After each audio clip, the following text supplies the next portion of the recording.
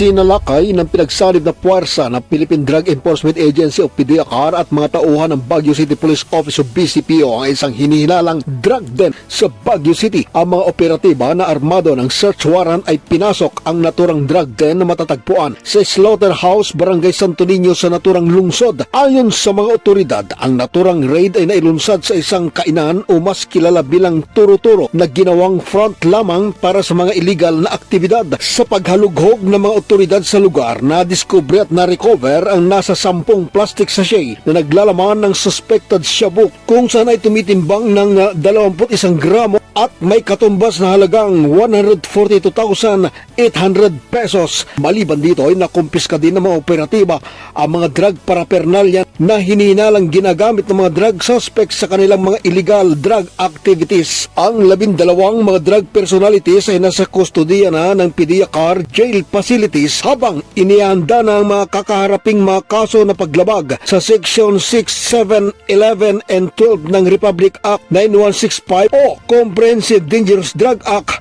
of 2002. Samantala, ay kinilala naman ng mga otoridad mga pangunahing suspect at subject sa naturang anti-illegal drug operation at sila ay nakilala sa kanilang mga alias na sina alias Estong, 39 years old, alias J, 33 years old, alias Kiday, 40 years old. Karamihan sa mga naarestong mga drug suspects ay residente ng Baguio City at kalapit probinsya ng lungsod.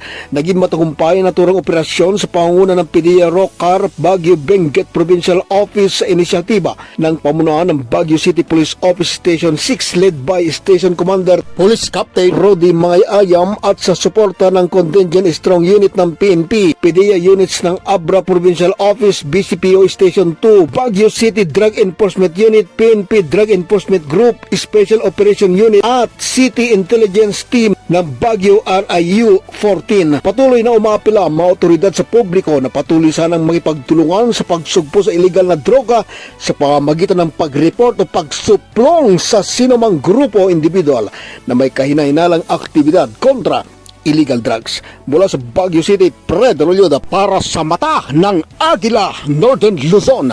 Matatag, matapang, matapat.